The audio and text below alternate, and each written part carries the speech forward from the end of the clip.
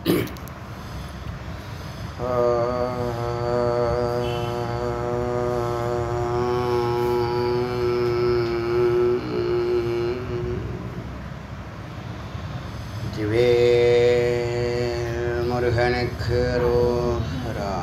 गुरु श्री स्कंद गुरुवे नमः।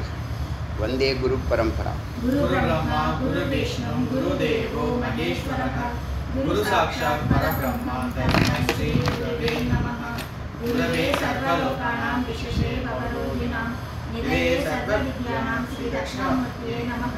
ओम आप्यायन्तु मांगानि वाक्प्राणचक्षुः श्रोत्रं तो बलमिन्द्राणि च सर्वाणि सर्वं ब्रह्मोपनिषदं माहं ब्रह्मं निराकुर्यां मा ब्रह्मं निराकरोत् अनिराकरणमे अस्तु तदात्मानि निरताय उपनिषत्सु धर्मास्ते मयि सन्तु ते मयि सन्तु। ओम शांति शांति शांति। இன்னைக்கு யோகச்சூடாமணி உபனிஷத்தில் 74வது மந்திரத்தை பார்க்கலாம். இது ஓங்காரம்தான் பிரம்மம், அதிலிருந்து பராசக்தி, அதிலிருந்து ஆகாயம் அக்னி, ஆகாயம் வாயு அக்னி, நீர் நிலம் எல்லாம் உற்பத்தி ஆணுச்சுன்னு சொல்லி விவரித்தது. இதெல்லாம் பல உபநிஷத்துகளை வெவ்வேறு இடத்துல வெவ்வேறு விதமாக சொன்னதை எல்லாத்தையும் ஒரே உபநிஷத்தில் மொத்தமாக சொல்லுது, சாரமாக சொல்லுது. ரொம்ப எக்ஸ்பிளைன் பண்ணலை, இப்படி தொட்டு காமிச்சிட்டு அடுத்த நிலைக்கு போகுது. இப்போது இந்த ஓங்காரத்தில் அகர உகர மகாரம், அகர உகர மகார சேதி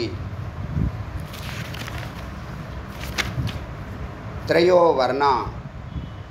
இந்த அகர உகர மகாரம்தான் திரையோ வர்ணா 3 எழுத்துக்களாக, திரையோ வேத 3 வேதங்களாக, லோகாத்ரயோ லோகாஸ்திரியோ 3 லோகங்களாக, பூகு புவக ஸ்வக, குணாஸ்ரீ ஸ்ரீன் அக்ஷராணி குணங்கள் 3 குணங்களாக, அக்ஷராணி எழுத்துக்கள் 3ஆக, ஸ்வரா எவம் பிரணவக பிரகாசித்தே, ஸ்வரா ஸ்வரமாக, ஏவம் பிரணவக ஓங்காரமாக இது விளங்குகிறது. பிரகாசத்தே ஸ்வரா எவம் பிரணவக. ஸ்வராத்துக்கு இன்னொரு அர்த்தம் உயிர்னு அர்த்தம். சாமானிய பொருட்களுக்கு உயிர் கொடுப்பது ஸ்வரம், உயிரெழுத்துன்னு சொல்லுவாங்க. ஏன்னா அது உயிர் கொடுக்குது, உயிரை நிறைக்குது. எஞ்சியில் பிரணவமாக பிரகாசிக்கப்படுகிறது, விளங்குகிறது. அகாரோ ஜாகிரதி. அகாரம் என்ன? அகாரம் எதுன்னா தத்துவம், விழிப்பு நிலையையும், இந்த அகாரம் நேத்திரத்தில் கண்களில் வசிக்கிறதாகவும், வர்த்தத்தை ஜீவ ஜந்தேஷோ நேத்ரே, எல்லாருடைய கண்களிலும் விழிப்பு நிலையில் இந்த அகாரம் பிரதிபலிக்கிறது. கண்ணு வெளிச்சிருந்த அகாரம். உகாரக கண்டத்தை சொப்பனே. உகாரம் எதை பிரதிபலிக்குன்னா சொப்பனத்தை பிரதிபலிக்குது. அதனுடைய வாசஸ்தலம் கண்டம், கழுத்து, தொண்டை. மகாரோ ஹிருதி சுஷுப்திதக. சுஷுப்தி உறக்கத்தில் உறக்க நிலையில் மகாரமானது ஹிருதயத்தில் வாசம் செய்கிறது. அகாரம் உக்காரம் அகாரம். ஸ்தூலம் இது ஜாகிரத சொப்ன சுஷுப்தி, அதை கம்பேர் பண்ணுது. விராட விஸ்வக ஸ்தூலச்ச ஆக்காரக. அகாரம் சொல்கிறது தான் விராடன். விராடன்னா பிரம்மா, ஸ்தூலமாக இருக்கார். அப்புறம் ஹிரண்ய கர்ப்ப தைஜச சூக்ஷ்ம ஹிரண்ய கர்ப்பன்னு சொல்கிறதும் விராடனை விஸ்வன்னு சொல்கிறதும் ஹிரண்ய கர்ப்பனை தைஜசன்னு சொல்கிறதும் சூக்ஷ்ம உடம்புன்னு சொல்கிறதும் மனம் புத்தி சித்தம் அகங்காரம்னு சொல்கிறதும் ஆக்சுவலாக பார்த்தா மனம் வந்து பிரம்மாவுடைய பிரதிநிதி. அது மனம் அகங்காரத்தினுடைய பிரதிநிதி தான் மனம். அதாவது நிலை அலை நுரையில் ஒரு தத்துவம் மூன்றாக விளங்குகிறது.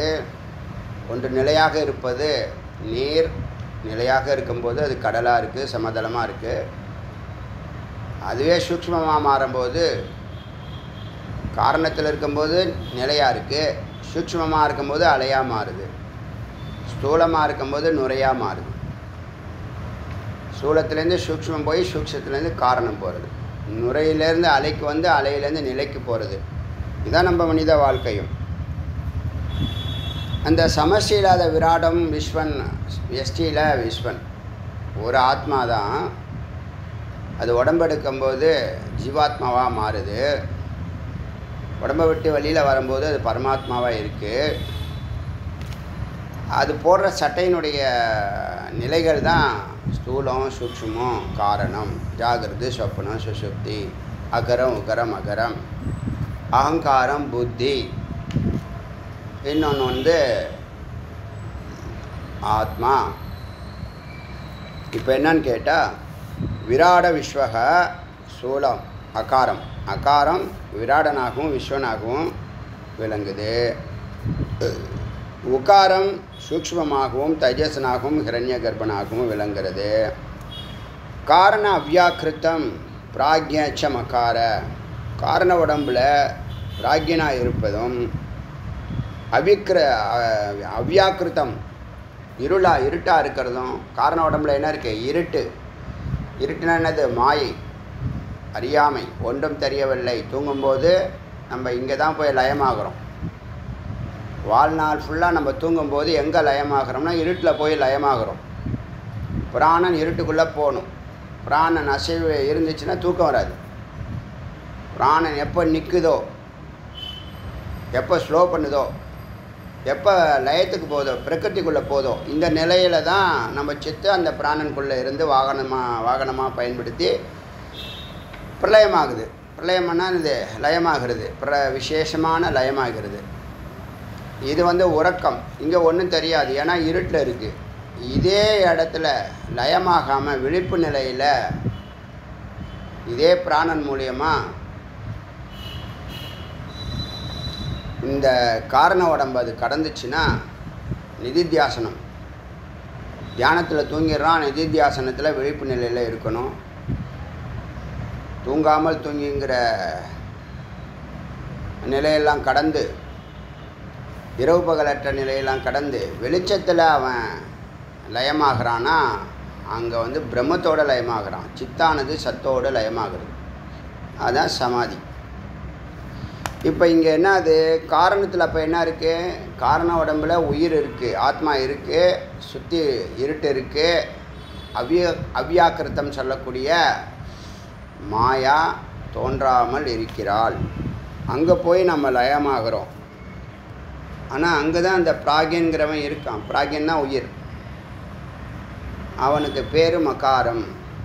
இப்போ அவனுக்கு பேர் மகாரம். மகாரம்னு சொன்னாலும் பிராக்யன்னு சொன்னாலும்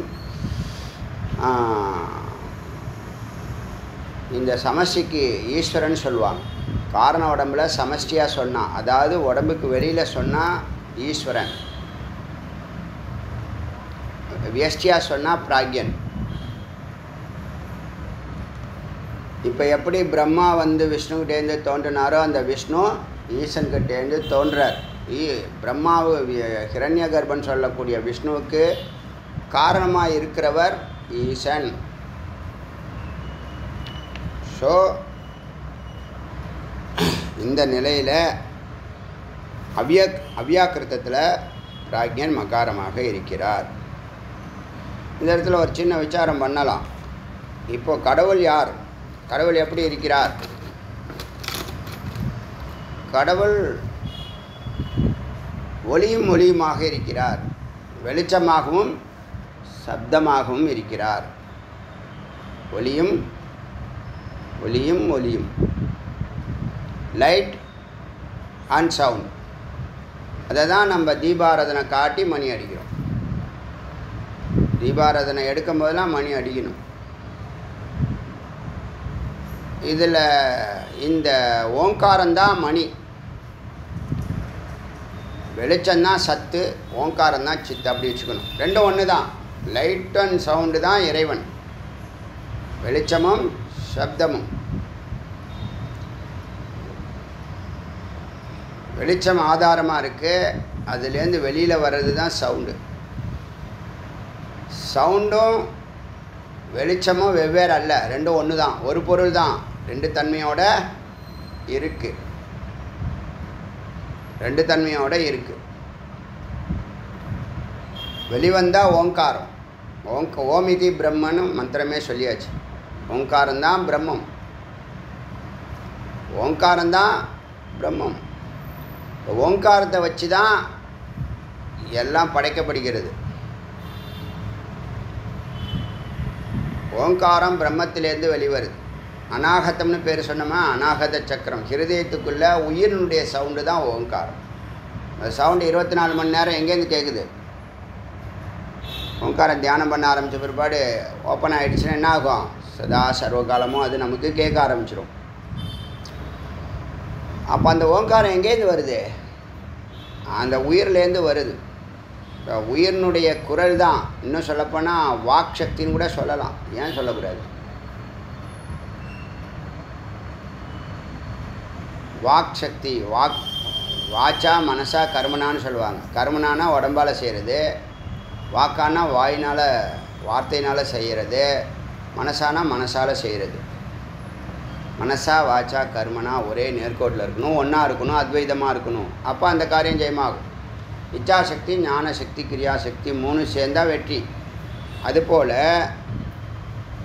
இந்த ஓங்காரமானது உயிரினுடைய குரல், பிரம்மத்தினுடைய குரல் ஓங்காரம். அந்த ஓங்காரம்தான் அம்பாள் சித்து அப்படின்னு சொல்ல முடியும். ஒரு அனுமானத்தில் சொல்கிறேன், உங்களுக்கு புரியட்டும்னு. ஆனால் 2 பேரும் இல்லாமல் எந்த காரியமும் இல்லை. சத்து ஒன்றும் செய்யாது, சத்து வரும் சங்கல்பம் மட்டும்தான். சித்து தான் அப்போ எல்லாம் செய்யுதுன்னா, இந்த படைக்கப்பட்ட பொருட்களுக்கெல்லாம் உயிர் கொடுக்கறது இந்த ஓங்காரம் தான். சித்து தான் ஓங்காரமாக செயல்படுகிறது. இப்போ சொன்னது எல்லாமே சித்து தானே. இப்போ இத்தனை குணம், இத்தனை லோகம் எல்லாம் எது? சித்து தானே. சித்துனா என்னது? சித்துனா என்னது? உணர்வு. சத்து, சத்து அன்பு, சித்து அறிவு அல்லது உணர்வு. அறிவுனா போய் அறியறது. கண் வேணும், காது வேணும், வாய் வேணும். உணர்வுக்கு கண் இல்லாமல் பார்க்கும், கண் இல்லாமல் பார்க்கும், காது இல்லாமல் கேட்கும், வாய் இல்லாமல் பேசும். உணர்வை வெளிப்படுத்துறது. உணர்வு தான் சித்து. அது எங்கேருந்து வந்துன்னா சத்துலேருந்து தான் வந்திருக்கு. அதுக்கு சம்பந்தம் இல்லை தான், ஆனால் சம்பந்தம் இருக்குது. ஏன்னா இதை அசத்துன்னு சொல்ல முடியாது, சத்துன்னு சொல்ல முடியாது. ஏன் அசத்துன்னு சொல்ல முடியாதுன்னா அது தோன்றுது. தோன்றதுனால அது சத்தாக நம்ம சொல்கிறோம். அசத்துன்னு ஏன் சொல்கிறோன்னா அது மறையுது. அப்போ அசத்துக்கும் சத்துக்கும் நடுப்பட்ட பகுதி தோன்றும், இருக்கும், மறையும். அப்படி ஒரு நிலையில் ஒரு பொருள் இருக்குன்னா அதை தான் மாயைன்னு சொல்கிறோம். அதை தான் சித்துன்னு சொல்கிறோம். சித்து யார்? சத்தினுடைய ஒரு சரிபாதி தான் சித்து. சத்து சித்து, புரியுதா? சச்சித் ஆனந்தம். இந்த குழப்பம் இருக்கக்கூடாது. இப்போ ஓங்காரத்தை இவ்வளவு நாள் சொல்லாத ஒரு வார்த்தையை நீ சொல்லியிருக்க. ஓங்காரம் தான் சித்துங்கிறேன். ஏன்னா ஓங்காரத்தை வச்சு தான் சிருஷ்டியை பண்ணப்படுது. ஏன்னா ஓங்காரம் எங்கேருந்து வருது? உயிர்லேருந்து வருது. உயிர் யார்? ஆத்மா தான் உயிர். அது வெளியில் இருந்தால், பறந்து இருந்தால் பரமாத்மா, ஜீவனுக்குள்ள உடம்புல இருந்தால் அது ஜீவாத்மா. ஆத்மா ஒன்று தான். நம்ம அதை பார்க்குற பார்வை கடாகாசம் மகாகாசம் மாதிரி தான். கடத்துக்குள்ளே இருக்கக்கூடிய ஸ்பேஸும் வெட்ட வெளியில் இருக்கக்கூடிய ஸ்பேஸும் ரெண்டும் ஒன்று தான். ஸ்பேஸை தயாரித்தோமா என்ன? இல்லை. ஒரு 10 ஏக்கர் நிலத்தை உங்கள்கிட்ட காமிக்கிறாங்க. அதில் ஒரு கிரவுண்டுக்கு நீங்கள் காம்பவுண்ட் போடுறீங்க. காம்பவுண்ட் போட்டது அதுக்கு ஒரு பேர் வைக்கிறீங்க, ஏதோ ஒரு அந்த காம்பவுண்டுக்கு பேர் வைக்கிறீங்க. இது என்னதுன்றீங்க.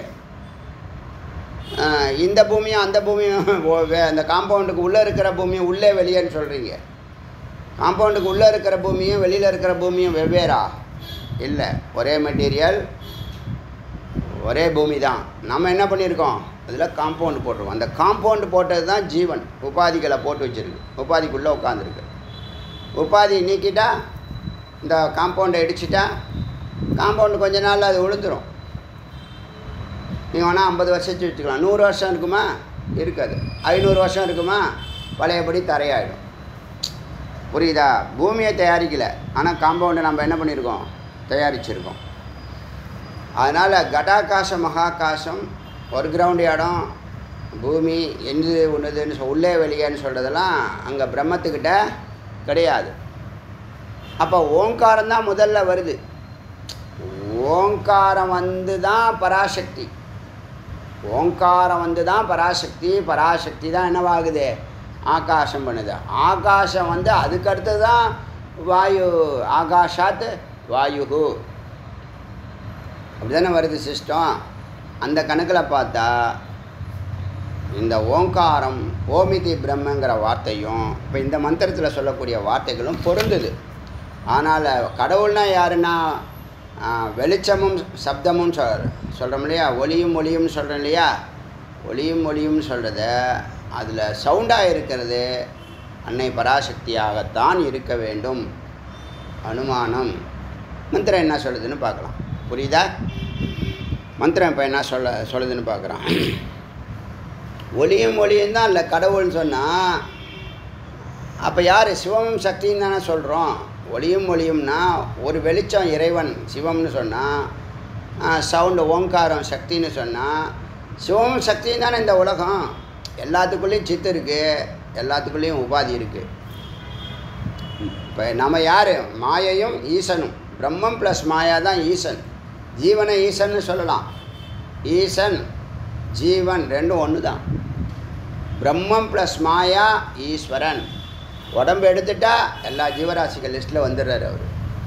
ஈசனாக இருந்தாலும் உடம்பு எடுத்ததுனால ஜீவராசிகளுக்குள்ளே வந்துடுறார். 10 அவதாரங்களும் எப்படி நடந்துச்சு? அந்த எந்த உடம்பு எடுத்துச்சோ அந்த உடம்புல என்ன கட்டுப்பாடுகள் இருந்துச்சோ அப்படி தான் வாழ்ந்துச்சு. ராமர் எப்படி வாழ்ந்தார்? மானுட மாதிரி தானே வாழ்ந்தார். பரம்பொருளாக இருந்தாலும் மானுட மாதிரி தானே வாழ்ந்தார். ஏன்? அந்த உடம்புக்கான விதிமுறைகளை அவர் கடைபிடிச்சாகணும். புரியுதா? அப்போது உடம்பு எடுத்துட்டா அவர் வந்து ஈசன். ஜீவனும் ஈசனும் அந்த இடத்துலையே ஒன்றாகிறாங்க. பரமன் யார்? சுத்தமான கான்சியஸ், உபாதி இல்லாத, மாயா கலக்காத பியூர் கோல்டு. மாயாங்கிற காப்பர் சேர்த்தா ஆபரணம் பண்ண முடியும். காப்பர் சேர்க்கலைன்னா ஆபரணம் பண்ண முடியாது. சேம் தத்துவம் தான், எல்லா இடத்துலையும் பொருந்தும் அது. அதனால் ஒளியும் ஒளியும் தான் இறைவன்னு சொன்னால், சிவமும் சக்தியும் தான் உலகம். இப்போ இடத்துல இந்த உலகத்தை நம்ம எப்படி பார்க்குறோம்னா அலையாக பார்க்குறோம். நிலையாக இருக்கிற பரபிரம்மம் மாயைன்னு சொல்லக்கூடிய அம்பாலோட சேர்ந்து என்ன பண்ணுது? உலகத்தை சிருஷ்டி பண்ணுது. இந்த உலகத்தை படைக்கிறதுக்கு ஒரு காரணமாக, ஒரு எக்யூப்மெண்ட்டாக ஓங்காரம் இருக்கிறது. ஓங்காரமே இந்த சித்து அல்லது சைத்தன்யம் அல்லது பராசக்தின்னு அனுமானிக்கிறோம். பின்னாடி மந்திரம் வந்துச்சுன்னா அதை பற்றி பேசலாம். இப்போ 58வது உபநிஷத்தா 59ஆ டவுட்டா? 58ன்னு நினைக்கிறேன். 58 தானே. அதில் எழுதுங்க, ஆரம்பிக்கிற அன்றைக்கி சொல்கிறேன்ல.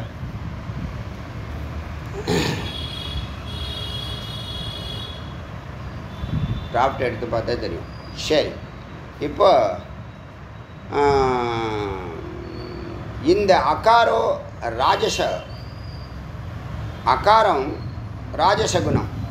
யார்? பிரம்மா. என்ன கலர்? சிவப்பு கலர். ரக்தா. பிரம்மா சேத்தன உச்சதே. பிரம்மா தான் அகாரத்துக்கு அதிபதி. ஸ்தூலமாக இருப்பார், ஜாகிரத அவஸ்தாவில் இருப்பார், ராஜசகுணம். விழிப்புண நிலையில் இருந்தாலே ராஜசகுணம், தூங்குனா தாமசகுணம், அமைதியாக இருந்தால் ஏகரசமாக இருந்தால் சத்வகுணம். அகாரோ ராஜசோ பிரம்மா ரத்த நிறம்னு சொல்லுவாங்க. உக்காரோ சாத்விகம் சுக்ல நிறம், சுக்லனா வெள்ளை நிறம். விஷ்ணுர் அதிபதி விஷ்ணு என்று சொல்லுவாங்க. மகாரோ தாமசம் கிருஷ்ணோ கருப்பு நிறம். ருத்ர சேத்தி ருத்ரன் என்று சொல்வார்கள். தத்தோ உச்சதே அப்படி சொல்லுவாங்க. பிரணவாத் பிரபவோ பிரம்மா. பாருங்க, பிரணவாத் பிரபவோ பிரம்மா. பிரணவத்திலிருந்து பிரம்மா தோன்றுகிறார். படம்லாம் எப்படி போட்டு காமிக்கிறாங்க? பெருமாள் படுத்துருக்காரு, அவர் நாபிலேருந்து பிரம்மா தோன்றுவதாக காட்டுறாங்களா? இப்போ இது என்ன மந்திரம் சொல்லுது? அதுக்கு ஆதாரம் புராணத்தில் இருக்கலாம். புராணம் செகண்ட் தான், செகண்ட் குவாலிட்டி தான். உபநிஷத்துக்கிறது ஸ்ருதி, நேரடியாக ரிஷிகள் எழுதுனது. புராணம் வியாசர் எழுதினது, தொகுத்தது. அவர் எல்லோரும் நல்ல நோக்கத்தில் தான் எழுதியிருக்காரு, தொகுத்திருக்காரு, அதெல்லாம் தவறு இல்லை. ஆனால் மந்திரத்தினுடைய கருத்துக்கள் வலியுறுத்ததை தான் நாம் ஏற்றுக்குவோம். நெற்றிக்கண் தரப்பினும் யாராக இருந்தாலும் மந்திரம் என்ன சொல்லுதோ அதை எல்லோரும் ஏற்றுக்கிட்டு தான் ஆகணும். மந்திரம் நானும் நீங்களும் எழுதலை. ரிஷிகள் பொய் சொல்ல மாட்டாங்க, ஏன்னா அவங்களுக்கு எந்த பொய் சொல்லுங்கிற அவசியம் இல்லை. அப்படி பார்த்தா பிரணவாத் பிரபவோ ருத்ரக, பிரணவாத் பிரபவோ பிரம்மா, பிரணவாத் பிரபவோ ஹரிஹி. போதுமா? பிரணவமே பிரம்மாவை படைத்தது, பிரணவமே ஹரியை படைத்தது, பிரணவமே ருத்ரனை படைத்தது சொல்லிடுச்சு. அப்போ இது யார்? ஓங்காரம். ஓங்காரம் பராசக்திங்கிறது புரியுதாப்போ? ஓங்காரம் பராசக்தின்னு புரியுதா? அதாவது பிரம்மம் ப்ளஸ் மாயா சேர்த்தா ஈஸ்வரன், ஈஸ்வரன் ஈஸ்வரி. இந்த ஈஸ்வரனுடைய சத்துவகுணத்திலேருந்து தேவர்களும், ரஜோகுணத்திலேருந்து ஜீவராசிகளும், தமோகுணத்திலேருந்து பஞ்சபூதங்களும் படைக்கப்பட்டிருக்குன்னு ஏற்கனவே வேதாந்தம் சொல்லியாச்சு. அதை எல்லோரும் ஒத்துக்கிட்டாங்க, ஏற்றுக்கிட்டாங்க. அந்த கணக்குப்படி பார்த்தாலும் இந்த ஓங்காரம் சொல்கிறது 3 பேரையுமே ஓங்காரம் தான் படைக்குது. அப்போ யார் ஓங்காரம்? பிரம்மத்தினுடைய குரல்னு சொன்னாலும், பிரம்மத்தினுடைய மனம்னு சொன்னாலும், பிரம்மத்தினுடைய வாக்குன்னு சொன்னாலும், பிரம்மத்தினுடைய சரீரம்னு சொன்னாலும் அது அம்பால் தான் குறிக்கும். சொல்கிறது புரியுதா? புரியுதா உங்களுக்கு? பக்தியோடு இதை சொன்னால் தான் ஈஸியாக புரியுங்கிறதுக்காக சொல்கிறேன். ஏன்னா வேதத்தை பொறுத்த வரைக்கும் நிறைய வார்த்தைகள் நிறைய இடத்துல ரொம்ப சகஜமேனிக்கு சொல்லியிருக்கு. அர்த்தத்தை அனர்த்தம் பண்ணுறாங்க சில பேர் புரிஞ்சு பேசுகிறாங்க, சில பேர் புரியாமலே நிறைய பேர் புரியாமலே பேசுகிறாங்க. இப்படி கொஞ்சம் சிந்திச்சு பார்த்தா அது கரெக்டாக புரியும். இந்த இடத்துல என்ன சொல்லுது? பிரணவாத் பிரபவோ பிரம்மா, பிரணவத்திலிருந்து உற்பத்தியானவர் பிரம்மா. பிரணவாத் பிரபவோ ஹரிஹி, ஹரியும் பிரணவத்திலேருந்து தான் உற்பத்தி ஆகியிருக்கார். பிரணவாத் பிரபவோ ருத்ர, பிரணவத்திலேருந்து தான் ருத்ரன். இப்போ 3 பேருமே உருவம் எடுத்துட்டாங்க. உருவம் எடுத்தனா உபாதி சேர்ந்துருக்கு. உபாதிக்கு சேர்றதுக்கு முன்னாடி யார் இருந்திருக்கா? பிரம்மம் இருந்திருக்கு. பிரம்மம்னா என்ன? சத்தும் சித்து தான் பிரம்மம். சத்து மட்டும் பிரம்மம் இல்லை, சத்தும் சித்து தான் பிரம்மம். அப்போ சத்து அசையாது, சித்து அசைன்னு சொன்னால் ஓங்காரம் அம்பாலை குறிக்கிறது, பராசக்தியை குறிக்கிறது. ஆமாம், அந்த ஓங்காரம் தான் 2 பேர் சேர்ந்த பொருள் தான் ஓங்காரம். இப்போ கான்சியஸாக இருக்குன்னு வச்சுங்க, வெறும் பியூர் கான்சியஸாக இருக்குது, பிரம்மமாக இருக்குது, அது படைக்க முடியாது. ஆனால் படைக்கணும்னு நினைக்கிது. அது நினைக்கிறது சங்கல்பம். நினைச்ச மாத்திரமே மனமாக, ஓங்காரமாக, வாக்காக, உடம்பாக. இப்போ ஜகத் யார்? பிரம்மத்தினுடைய சரீரம்னு சொல்லுவாங்க. ஜகத்து யார்? அம்பாள்னு சொல்லுவாங்க. பிரம்மத்துடைய சரீரம்னு சொன்னாலும், அம்பாள்னு சொன்னாலும், மாயான்னு சொன்னால் 3 பேரும் ஒன்று தான். ஏன் அதுக்கு மாயான்னு சொல்கிறோன்னா அது இல்லாமல் இல்லை, இருக்கு, அப்புறம் இருக்காது. இந்த ப்ராப்ளத்தினால அதை மித்துன்னு சொல்கிறோம், மாயான்னு சொல்கிறோம். இல்லைன்னு சொல்லலை, இருக்குன்னு சொல்லலை. ஏன்னா இல்லாத ஒரு பொருள் வராது, இருக்கிற பொருள் போகாது. இது இல்லாத பொருளாக இருந்து வருது, இருக்கிற பொருள் மறையுது.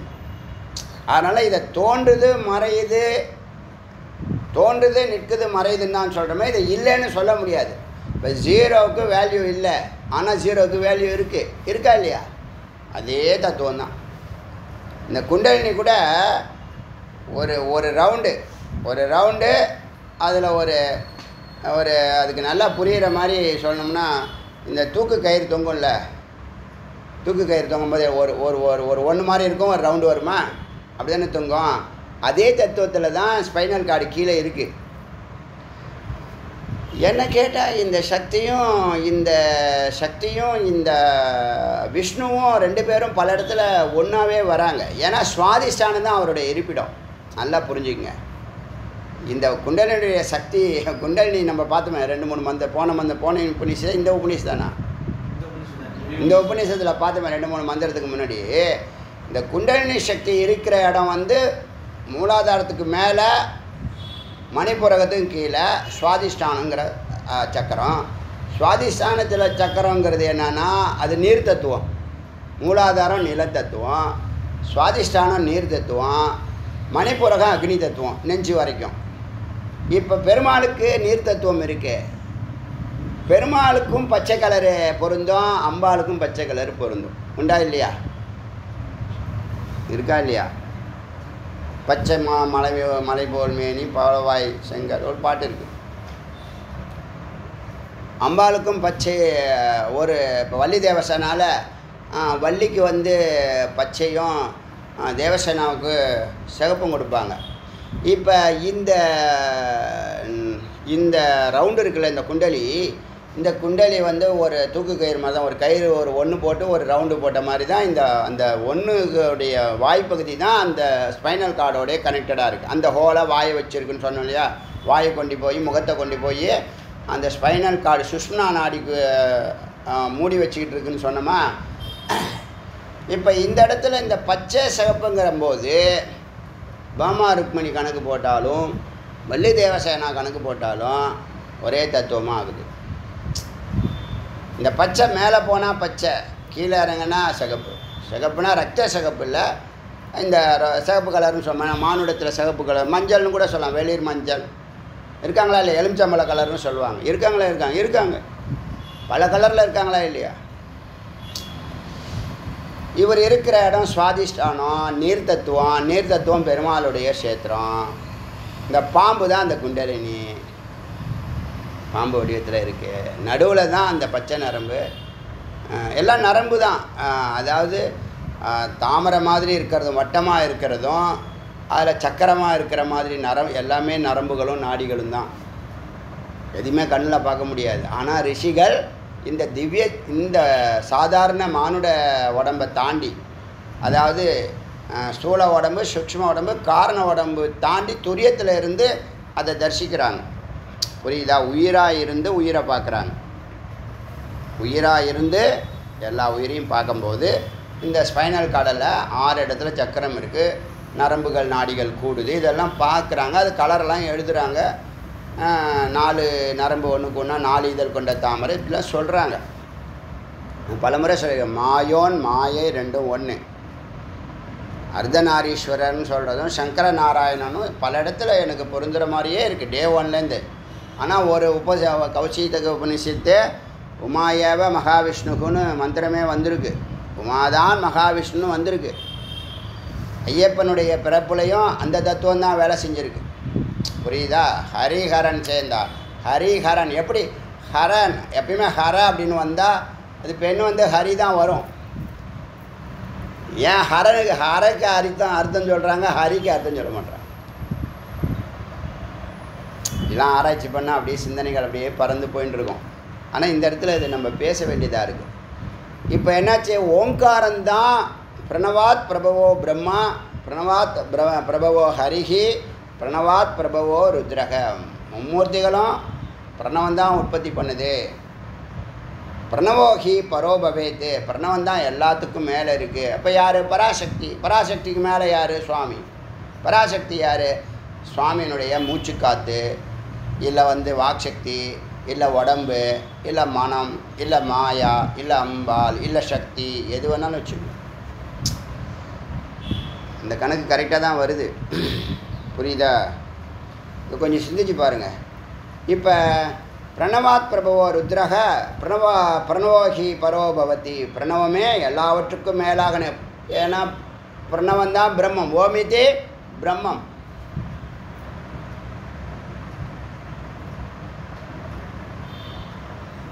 அப்போ அங்கே என்ன இருக்குது? சத்தம் சித்தம் இருக்குது. சத்தம் செயல்படாதுன்னு ஸ்ட்ராங்காக சொல்லியாச்சு. ஒன்று அசையும். இப்போ அம்மிக்கல் இருக்குது. தத்துவம் நீங்கள் யோசனை பண்ணியிருப்பீங்களா? பண்ணிஇல்லையா? அம்மிக்கல் இருக்கும், கலவிக்கல் இருக்கும். ஒன்று அசையாது, ஒன்று அசையும். அப்போ தான் அங்கே கிரியேஷன். கொடைக்கல் பாருங்கள். கொடைக்கல் அந்த காலத்து பார்த்துருக்கீங்கல்ல? கொடைக்கல் அசையாது, பீடம் அசையாது, மேலே ஆட்டுக்கல்னு சொல்லுவாங்க. அது அசையும். அப்போ தான் கிரியேஷன். மிக உன்னதமான தத்துவங்களையெல்லாம் ஒன்று இயங்காமலும் ஒன்று இயங்கின்னு தான் இருக்குது. ஒன்று பேசாத ஒன்று பேசும். ஒன்று ஊன்றிய கால், ஒன்று ஆடிய கால், தூக்கிய திருவடி. சொல்கிறது புரியுதா? எல்லாத்தையும் நம்ம முன்னோர்கள் தத்துவத்தை பார்த்துருக்காங்க. இப்போ எனக்கு என்ன தோணுதுன்னா, இந்த ஹரியில் ஹரிங்கிறது அம்பாலை குறிக்கும் அப்படின்னு ஒரு அனுமானம். மந்திரம் இல்லை, ஒரு அனுமானத்தை சொல்கிறேன். பிரணவாத் பிரபவோ ருத்ரக அகார லீயத்தே பிரம்மா. இந்த அகாரம் ஓங்காரத்தை நீங்கள் ஸ்தூலமாக சொன்னால் பிரம்மாவில் அது ஒடுங்கும். ஓம் ஓம் ஓம் சொல்லிட்டு வரீங்க. ஒரு காலகட்டத்தில் உங்கள் எனர்ஜி என்னவாகும்? குறையும் போது சவுண்டு குறைஞ்சிரும், ஸ்தூலம் போயிடும். அப்புறம் சூக்ஷ்மமாக சொல்லுவீங்க.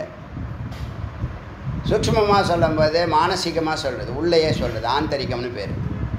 அதில் நினச்சிக்கிறீங்க. ஓங்காரத்தை உச்சரிக்காமல் சொல்லிக்கிட்டே இருங்க, மானசீகமாக சொல்கிறீங்க. அதுலேயும் டயர்டாகுவீங்க. அப்புறம் காரணத்தில் நீங்கள் ஓங்காரம் அது ஒரு இடத்துல லயமாகிடும் ஆட்டோமேட்டிக்காக. அப்புறம் உள்ளே இருக்கக்கூடிய ஓங்காரம், உயிரினுடைய சத்தம் காரண உடம்புல தான் கேட்குது. காரண உடம்புல நீங்கள் தொடர்ந்து அந்த ஓங்கார சத்தத்தை நன்றாக வாட்சி செய்தால், நல்லா துல்லியமாக உற்று கவனித்தால், நேரமாக நேரமாக நேரமாக உங்கள் சித்தும் அந்த ஓங்காரமும் ஒன்றாயிடும். ஓங்காரம் சத்தம் இல்லாமல் அந்த எங்கேருந்து வந்துச்சோ, உயிர்லேருந்து வருதுன்னா உடம்புல, உயிர்லேருந்து வருதுன்னா அதுக்குள்ளே நுழைஞ்சிடுது. இதுதான் அதான் நாதம் முடிகிற இடம். நாதம் வர இடம் ஓங்காரம். இப்போ நீங்கள் தியானம் பண்ணுங்க, எனக்கு ஓங்காரம் ஓப்பன் ஆகிடுச்சின்னு அவர் சொல்கிறாருன்னா, சூழ உடம்பை கடந்திருக்காரு, சூக்ஷ்ம உடம்பையும் கடந்திருக்காரு, காரண உடம்புக்குள்ளே போயிட்டார். அப்போ தான் நாதம் நல்லா கேட்கும். அடுத்த நிலை என்னது? அவர் துரியத்துக்கு போயிடுவார். ஓங்காரம் என்னை பொறுத்த வரைக்கும், என்னுடைய அனுபூதி, இந்த 57 58 உபநிஷத்தை நன்றாக உற்று கவனிக்கிறேன். என்னுடைய பார்வை இப்போ கொஞ்சம் கம்மியாக இருக்கலாம், இன்னும் ஆழமாக பார்ப்பேன். அதை இன்னும் சூக்ஷ்மமாக பார்க்கணுன்னு விரும்புகிறேன். ஏன்னா ஏதாவது ஒரு வார்த்தை சொன்னால் அவனுக்கு ஓப்பன் ஆகிடணும் கண். நம்ம அடியார்களுக்கு, பக்தர்களுக்கு, சிஷ்யர்களுக்கு ஏதாவது ஒரு வார்த்தையிலே அவனுக்கு விழிப்பு நிலையை உருவாக்கணும்னா அடியான் இன்னும் அந்தர் யாத்திரா பண்ணணும், அந்தர்முக்கியாக இருக்கணும். இன்ட்ரோவர்ட்டுன்னு சொல்லுவோம் இல்லையா? அப்படி இருந்தனா ஒரு புள்ளியில் அந்த பாயிண்ட் இருக்குது. எந்த வார்த்தையை சொன்னால் அடியார்கள் விழிப்படைவார்கள். நெற்றிக்கண்ணை திறக்கிறோம் இல்லையா? முதல்ல நெற்றிக்கண், ரெண்டாவது உயிர்கண். ரெண்டே கண்ணு தான் இப்போ நமக்கு. அப்போ அந்த ஆழமான பார்வையில் இன்னும் சூட்சமமாக நாம் பேசத்தான் போகிறோம்.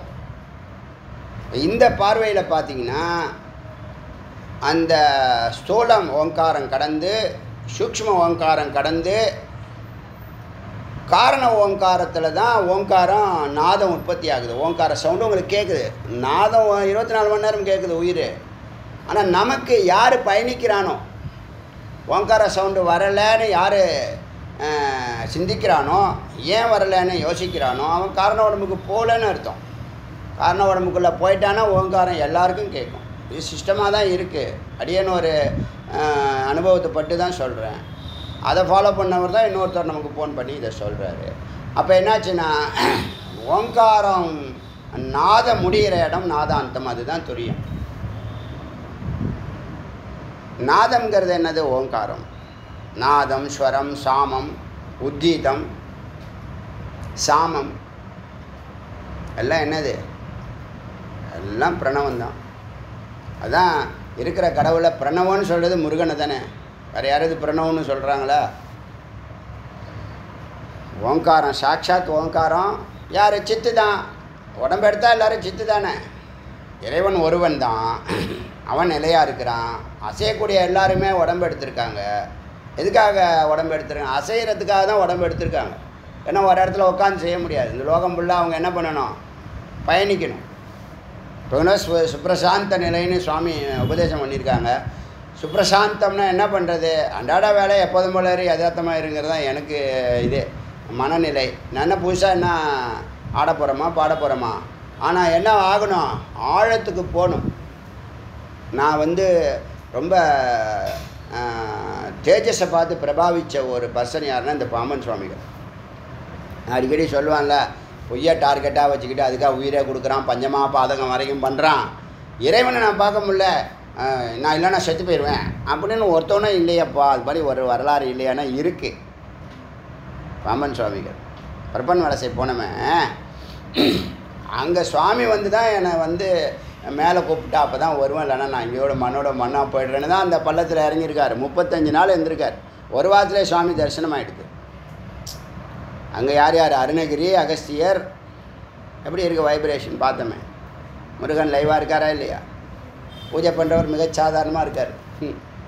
ஆனால் அவர் பண்ணியிருக்க அந்த அலங்காரம் அப்படி உயிரோட்டமாக இருக்குது. விபூதியில் கூட அவ்வளோ அழகு வந்துடும், சந்தனத்தில் அவ்வளோ அழகு வரவே வராது. ஆனால் அந்த சந்தனத்தில் அவ்வளோ அழகாக இருக்கார்.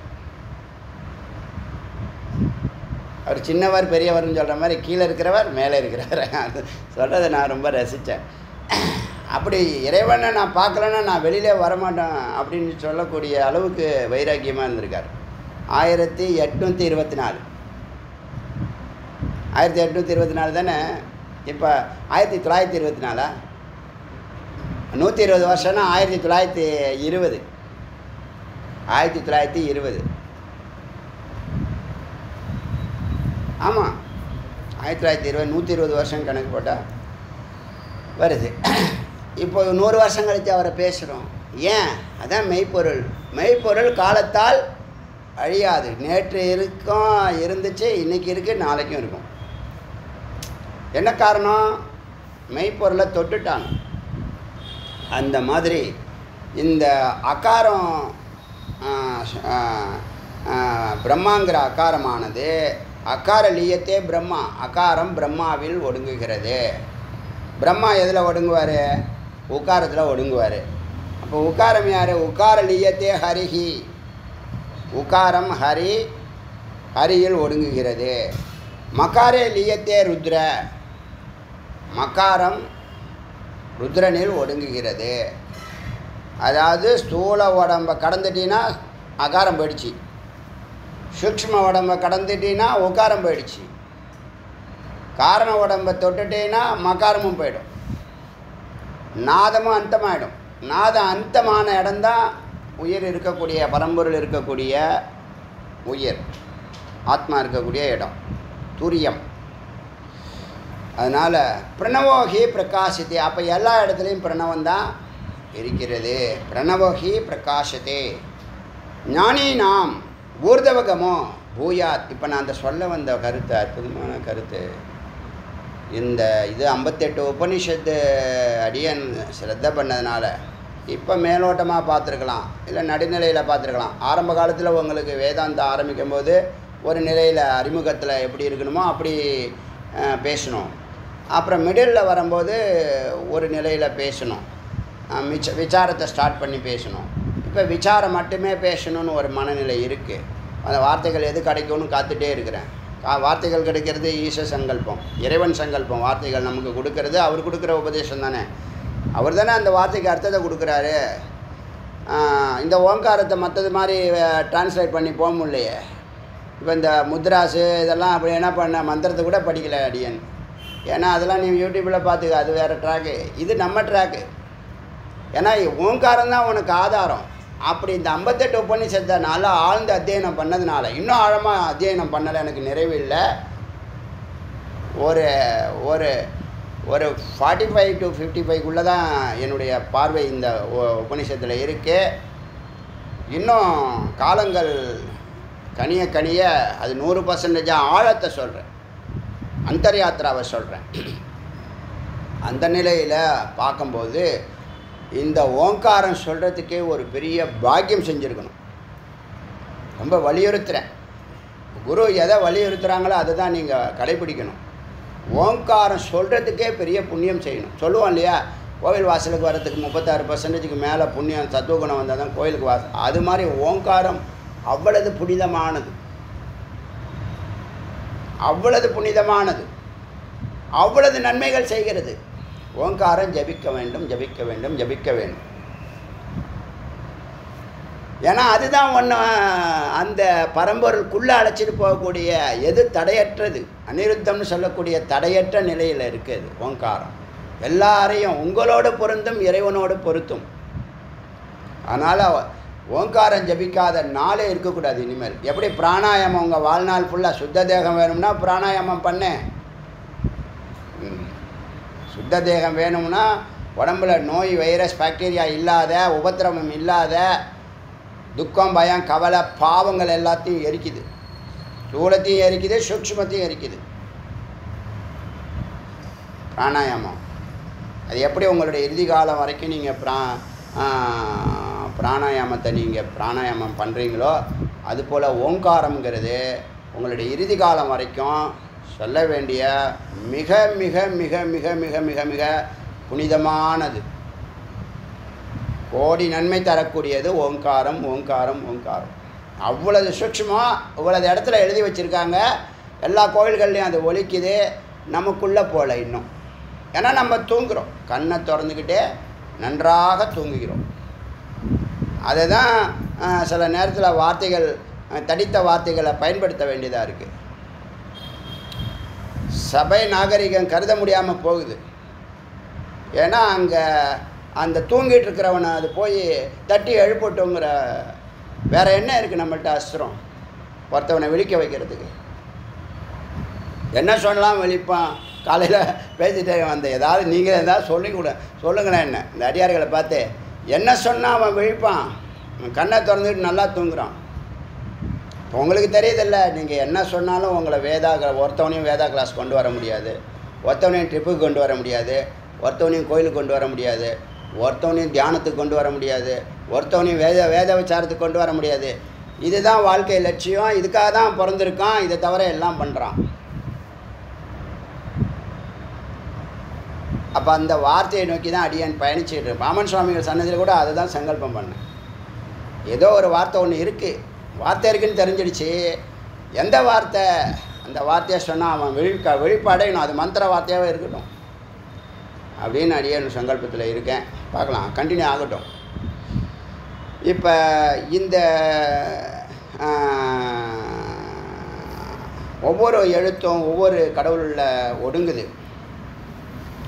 ஞானினாம் ஊர்தவகமோ பூயாத், ஞானிகளுக்கு, அறிவுள்ளவர்களுக்கு, இறைவனை தேடுபவர்களுக்கு இந்த ஓங்காரம் ஊர்தவகதியை கொடுக்கிறது. பரம்பொருள்கிட்ட அழைச்சிட்டு போகுது. ஞானினாம் ஊர்தவகமோ பூயாத், முமுட்சுவாக இருக்கிறவனுக்கு ஓங்காரம் ஜபிச்சானா அவன் உன்னத நிலை அடைகிறான், மேல்கதி அழைச்சிட்டு போகுது. அஞானே ஷியாத் அதோமுக, இது அறியாமல் இதை இருக்கிறவனுக்கு ஓங்காரம் அதோகதியை தருகிறது, அதோமுகமாக இருக்கிறது, கீழ்நோக்கிய பார்வையாக இருக்கிறது. ஏவம் வை பிரணவ திஷ்டேத் யத்யஸ்தம் வேதவிது, அப்படி இவ்வாறாக பிரணவமே திஷ்டேத் நிற்கிறது. எப்படி நிற்கிறது? சகலமாய் நிற்கிறது என்று யார் வேத அறிகிறானோ ச வேத வித்தே.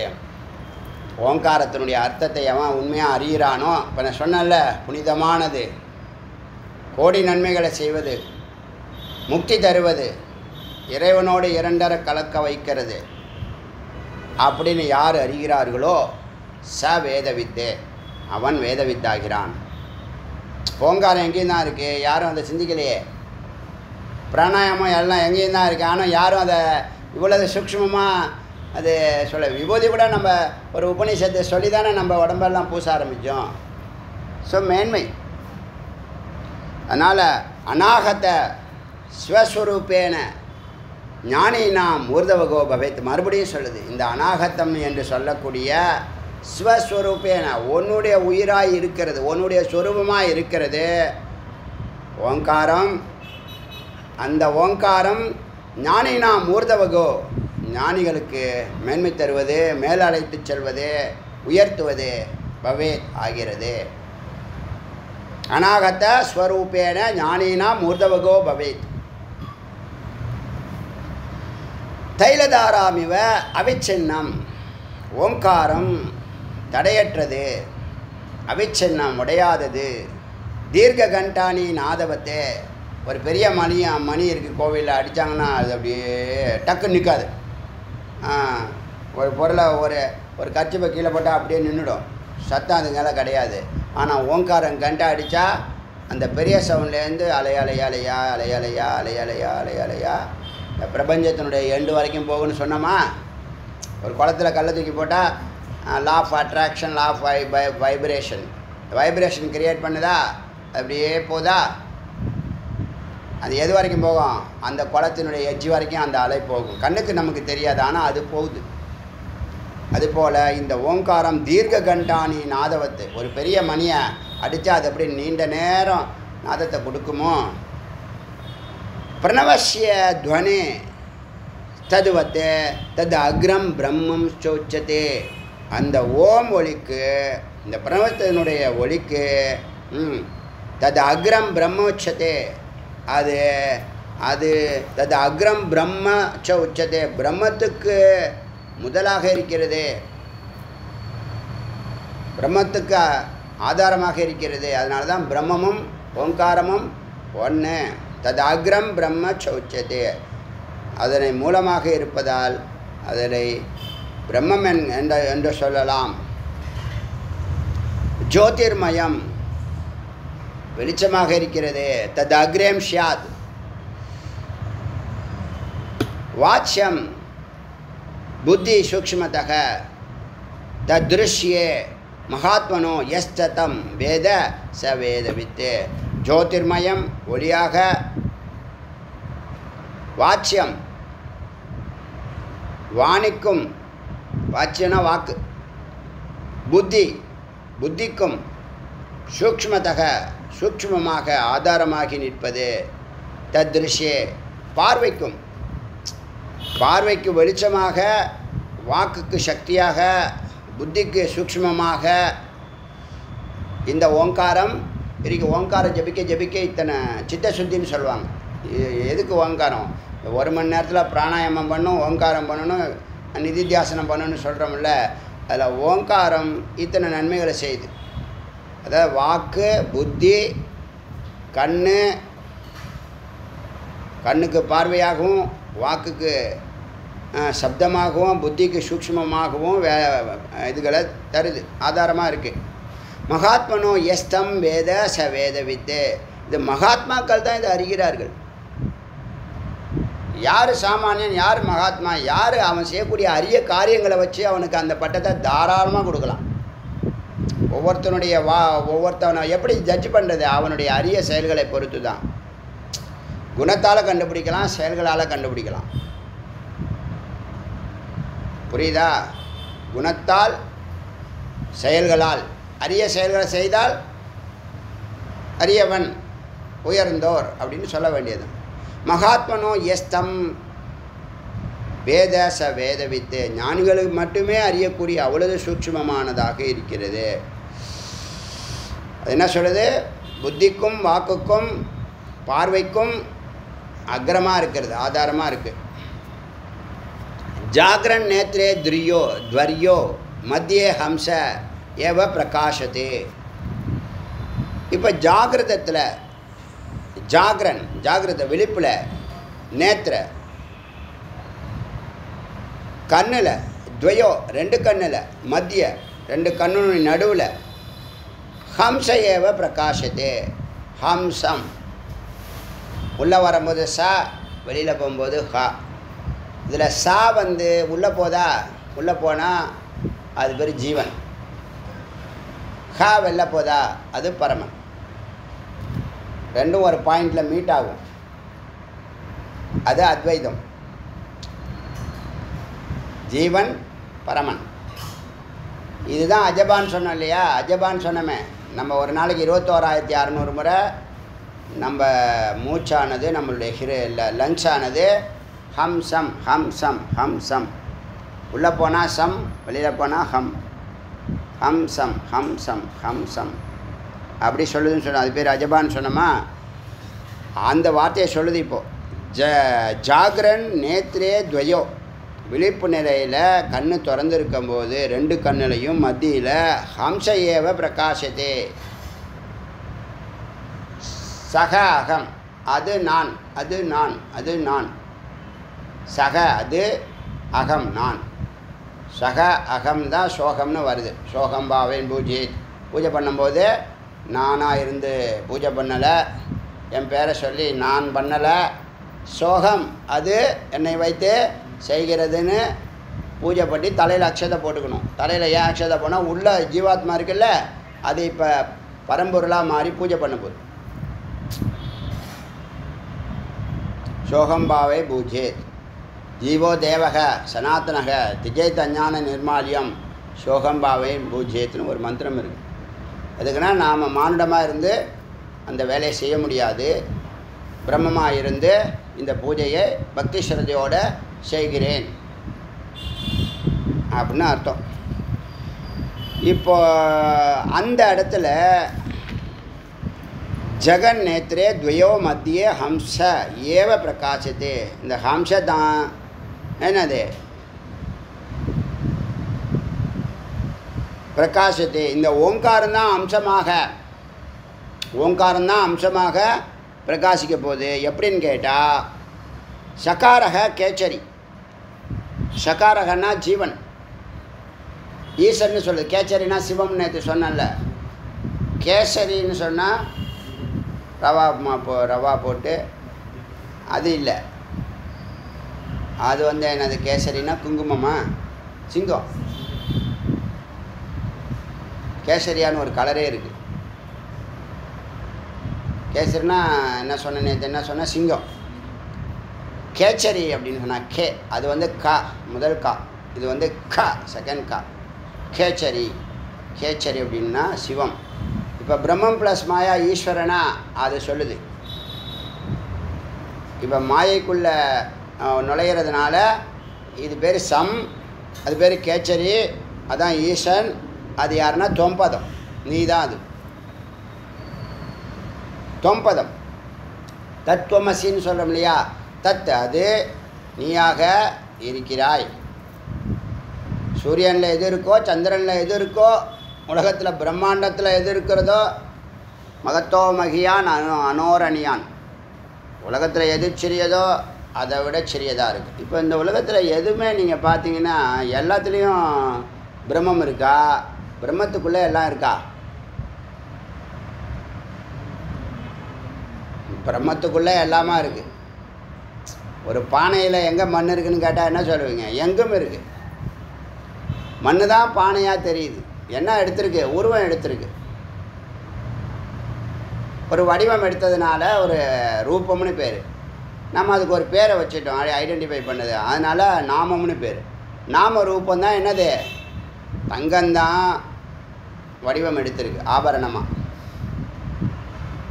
இப்போ ஆபரணத்தை உள்ள தங்கத்தை எடுத்துட்டா நாமமும் ரூபமும் இருக்குமா?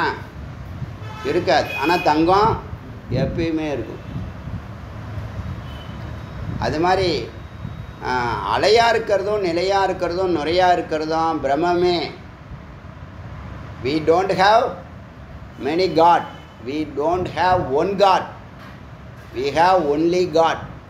இதுதான் தத்துவம். இங்கே யார்கிட்டையும் சண்டை போடுறதுக்கோ பகைமை கொள்றதுக்கோ நீ பெரியவன் நான் பெரியவன் சொல்கிறது ஈகோ காட்டுறது எல்லாம் முழுக்க முழுக்க அறியாமை அறியாமை அறியாமை. எது எல்லா வேலையும் பண்ணுது? இந்த மனசு தான் எல்லா வேலையும். அந்த மனசுக்கு தான் அறிவு என்ன பண்ணுது? நெருப்பை வைக்குது. மனோநாசம் வாசனாசயம். மனதுக்கு உயிர் கொடுக்கறது யார்? பிராணன். பிராணனுக்கு உயிர் கொடுக்கறது யார்? சித்து. சித்து, பிராணன், புத்தி, அகங்காரம், சித்தம், மனம். இதை வச்சு தான் என்ன பண்ணுது? சித்து வந்து பிராணனை தூண்டி விடும். பிராணன் போய் சித்தத்தை போய் தட்டி எழுப்போம். பிராணன் எல்லாரையும் தட்டி எழுப்புது. பிராணன் இருக்கிற வரைக்கும் தான் நம்மளுடைய எல்லா செயல்பாடுகளும். பிராணன் வந்து ஒரு டைனமிக்காக இருக்கும். எல்லா பக்கமும் காற்று எப்படி இருக்கும்? எல்லா பக்கமும் வீசும். இந்த பிராணனை நிறுத்துறதுனா மூச்சை நிறுத்துறது இல்லை, பிராணனை நிறுத்துறது. நிறுத்த நிறுத்த மனம் நிற்கும். மனம் இல்லாமல் போகும். மனம் பலவீனமாகும். அந்த நிலையில் நீ யார்? அப்போ தான் தத்துவம் அசி. தத்து அது, துவம் நீ. இப்போ சம்முன்னு சொல்கிறது ஜீவனை குறிக்குது. சம்முன்னு சொல்கிறது ஜீவனை குறிக்குது. ஹம்முனா வெளியில் போகிறது. வெளியில் போகிற காற்று. உள்ளே வர காற்று சம்மு பிராணன். வெளியில் போகிற காற்று அப்பானன். எப்படி வேணாச்சு இல்லை உள்ள அப்பானன் உள்ளே வருது, பிராணன் வெளியில் போகிறது வச்சுங்க. இல்லை மேலும் கீழும் வச்சுங்க. அப்பானன்னா கீழே போகும், பிராணன் மேலே போகும். இதுதான் அதோடைய தத்துவம். பிராண சக்தி உயிருக்கு போகிறது, அப்பானன் கழிவுப் பொருட்களை வெளியேற்றுறதுன்னு பொதுவாக பார்த்துருக்கோம் இல்லையா? லொக்கேஷன்லாம் பார்த்துருக்கோம். இப்போ வெளியில் போனால் பிராணன் உள்ளே வந்தால் அப்பானன்னு வச்சுங்க. இப்போ ஒன்று வந்து ஹம்மு, ஒன்று வந்து சம்மு. ஹம்முனா வெளியில் போகிறது, சம்முனா உள்ளே வருது. சம்முன்னு உள்ளே வந்தால், ஒரு உடம்புக்குள்ளே வந்தால் அது ஜீவன். இந்த உடம்பை விட்டு வெளியில் போனால் அது பரமன். அப்போ சம்முன்னு சொன்னால் துவம்மு. சம்முக்கு இன்னொரு பேர் துவம். சம்முன்னு யாரை குறிக்குது? ஜீவனை குறிக்குது. நீ தானே அது. அப்போ துவம்னு சொல்கிறோம். ஹம்மு யார்? ஹம்மு வெளியில் போகுது, அது பறந்து இருக்கு. அது யார்? தத்து. தத் பதம். பதம்னா வார்த்தை. நீ வந்து தொம் பதம்.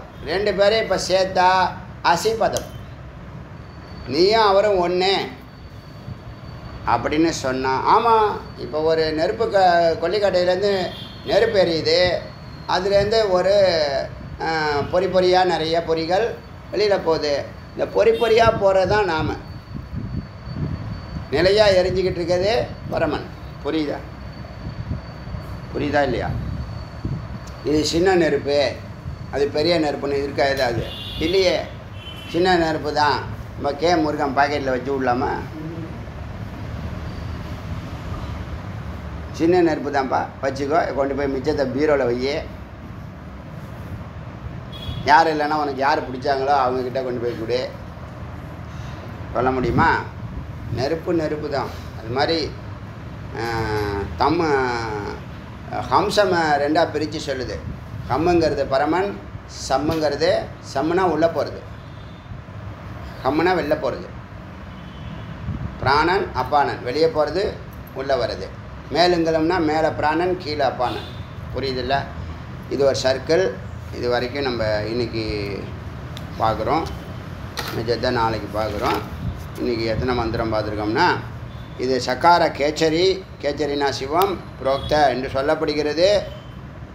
தொம்பதம். அது தொம்பதம் சேத்தி நிச்சிதம் உறுதிப்படுத்தப்படுகிறது. என்னது சம்முங்கிறது தொம்பதம்ங்கிறது உறுதிப்படுத்துது மந்திரம். 81 வரைக்கும் பார்த்துருக்கோம்.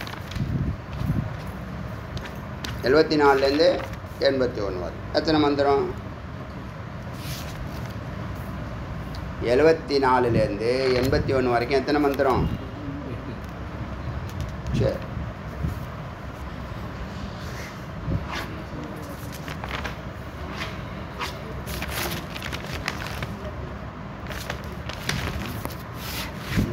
அருணாச்சல சிவ அருணாச்சல சிவ அருணாச்சல சிவ அருணாச்சல அருணாச்சல சிவ அருணாச்சல சிவ அருணாச்சல சிவ அருணாச்சல அருணாச்சல சிவ அருணாச்சல சிவ அருணாச்சல சிவ அருணாச்சல ஜிவேல் முருகனுக்கு